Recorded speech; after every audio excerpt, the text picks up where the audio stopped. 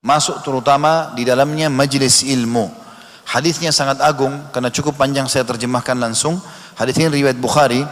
Abu Hurairah berkata bahwasanya Rasulullah SAW bersabda, sesungguhnya Allah yang maha suci dan maha pemurah mempunyai malaikat yang berkeliling di jalan mencari orang-orang yang berzikir. Lalu kalau mereka menemukan mereka lagi berzikir, mereka memanggil teman-temannya. Para malaikat saling memanggil. Kemarilah, kata mereka satu sama yang lain. Lalu para malaikat itu menaungi mereka dengan sayapnya sampai ke langit dunia. Jadi bersusun-susun sampai ke langit dunia yang sangat jauh. Maka Allah bertanya kepada mereka, padahal dia mengetahui apa yang diucapkan hamba-hambaku yang kalian sedang naungin itu. Dan insya Allah majlis ilmu, kata para ulama, nomor satu di sini majlis zikir adalah majlis ilmu yang diutamakan di sini. Karena Nabi SAW sering kali membahasakan majlis beliau yang pada saat membahas wahyu adalah majlis zikir kepada Allah SWT. Semua yang mengingat Allah masuk dalamnya. Maka Allah pun bertanya kepada para malaikat yang sedang mendengar atau menaungi para orang-orang yang dinaungi oleh malaikat. Maka tadi di awal saya bilang ikhlaskan niat teman-teman. Ini janji Rasulullah SAW, tidak mungkin salah. Malaikat sedang menaungi kita dan Allah bertanya kepada para malaikat-malaikatnya, apa yang sedang diucapkan hamba-hambaku? Maka para malaikat menjawab, mereka mensucikan, membesarkan, memuji dan mengagungkanmu. Allah bertanya lagi, apakah mereka pernah melihatku? Maka malaikat mengatakan, tidak demi Allah, mereka tidak pernah melihatmu. Allah berfirman lagi, bagaimana seandainya mereka melihatku? Maka para malaikat menjawab, seandainya mereka melihatmu ya Allah, mereka akan lebih banyak beribadah, mengagungkan dan memuliakanmu. Lalu Allah bertanya lagi, apa yang mereka minta? Para malaikat mengatakan, mereka memohon surga kepadamu. Allah berkata lagi, apakah mereka pernah melihat surga itu? Para malaikat menjawab, tidak demi Allah, mereka belum pernah melihatnya. Allah berfirman lagi, bagaimana seandainya mereka sudah melihat atau sedang melihat surga itu? Para malaikat menjawab, mereka akan lebih merindukan dan lebih bersungguh-sungguh memintanya dan lebih terpesona. Kemudian Allah bertanya, mereka berlindung dari apa? Para malaikat menjawab, mereka berlindung dari neraka. Allah SWT bertanya, apakah mereka pernah melihat neraka itu? Para malaikat menjawab, tidak demi Allah, mereka belum melihatnya. Allah yang maha suci dan maha pemurah bertanya, bagaimana seandainya mereka melihat neraka itu?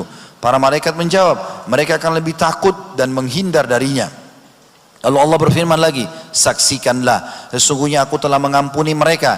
Maka salah satu malaikat berkata, di antara mereka ada si fulan yang tidak termasuk orang-orang yang berzikir, akan tetapi dia datang karena ada sebuah keperluan lain. Maka Allah SWT menjawab, mereka adalah sebuah kaum yang mana orang yang duduk bersama mereka tidak akan sengsara. Kata Ibnu Hajar Al-Asqalani rahimahullah dalam Fathul Bari, sesungguhnya yang dimaksud dengan majlis zikir dengan hadis ini adalah mencakup semua macam zikir kepada Allah, baik orang bertasbih, bertakbir, membaca Al-Quran, berdoa, kebaikan dunia dan akhirat, dan yang paling penting mempelajari hadis-hadis Nabi SAW dan belajar ilmu syar'i.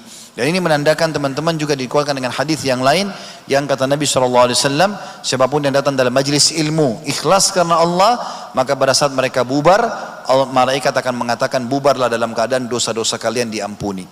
Jadi memang ini perlu dengan ikhlas hadir di majlis ilmu itu. Juga teman-teman sekalian, ada hadis yang lain mulia mengucapkan zikir la ilaha illallah. Kata Nabi SAW dalam hadis yang sahih diriwayatkan oleh Imam Bukhari, man qala la ilaha illallah wahdahu la syarikalah lahul mulku wa lahul hamdu wa huwa ala kulli syai'in qadir fi yaumi mi'ata marra kana lahu idlu ashri riqab wa kutibat mi'atu hasana wa muhiyat anhu mi'atu sayyi'ah wa kanat lahu hirzan minasy syaitani yaumahu dzalika hatta yumsi lam ya'ti ahadun bi afdali mimma ja'a bihi illa rajulun amila aktsara minhu. Artinya, barang siapa yang membaca la ilaha illallah wahdahu la syarikalah, tidak ada Tuhan yang berhak disembah kecuali Allah dan tidak ada sekutu bersamanya, lahul mulku wa lahul hamdu, dia pemilik kerajaan dan puji-pujian, wa huwa ala kulli syai'in qadir, dan dia mampu mengerjakan apa yang dia inginkan, dalam satu harinya 100 kali maka akan dicatatkan baginya pahala membebaskan 10 orang budak, dicatatkan baginya 100 pahala, dihapus darinya 100 dosa, dan akan diberikan perlindungan dari syaitan di harinya itu sampai dia tiba di sore hari. Dan tidak ada orang yang datang hari kiamat mengalahkan pahala dia kecuali orang yang berbuat seperti dia atau lebih.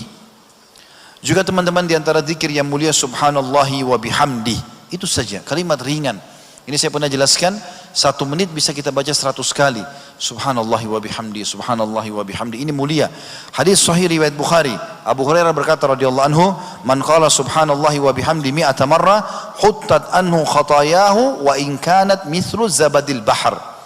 Siapa yang mengucapkan subhanallahi wa bihamdi, maha suci Allah dan segala puji baginya 100 kali dalam sehari, akan digugurkan, dileburkan semua kesalahannya walaupun sebanyak buih di lautan. Ini 100 kali sekitar 1 menit. Lagi lampu merah, lagi di jalan, lagi tunggu antri lift, lagi belanja di pasar, bisa diucapkan subhanallahi wa bihamdi sampai 100 kali. Dan juga mengucapkan subhanallah, terutama saya bilang tadi di 10 awal Zulhijjah ini teman-teman sangat mulia. Ya, karena zikir ini adalah yang diperintahkan oleh Nabi sallallahu alaihi wasallam. Dalam hadis yang sahih riwayat Muslim, Mus'ab bin Sa'ad radhiyallahu anhu berkata, "Kunna inda Rasulillah sallallahu alaihi wasallam faqala ayajizu ahadukum ay yaksiba kulla yawmin alfa hasanah?" Fasa'alahu sa'ila min julasai, "Kaifa yaksibu ahaduna alfa hasanah?" Qala yusabbihu mi'ata tasbihah fayuktabu lahu alfu hasanati wa yuhattu anhu alfu atau yuhattu alfu khati'ah. Kami pernah berada di sisi Rasulullah SAW lalu beliau bertanya, apakah seseorang di antara kalian tidak mampu memperoleh 1000 pahala dalam sehari? Maka kata para sahabat, atau apakah kalian tidak mau mendapatkan 1000 pahala dalam sehari? Kata para sahabat, bagaimana bisa kami mendapatkan 1000 pahala ya Rasulullah? Kata Nabi SAW, bertasbih 100 kali, subhanallah, subhanallah, subhanallah 100 kali, maka akan ditulis baginya 1000 kebaikan dan dihapus darinya 1000 kesalahan. Yang terakhir teman-teman, yang ke-15 adalah berbuat semua jenis amal soleh, terutama bakti dengan kedua orang tua. Ini berbuat baik saja, senyum dengan orang tua, menyiapkan makanannya, mengucapkan salam, menanyakan kabarnya, menghilangkan kesusahan, memenuhi kebutuhan, semua berhubungan dengan orang tua ini. Ini bisa membersihkan dosa-dosa.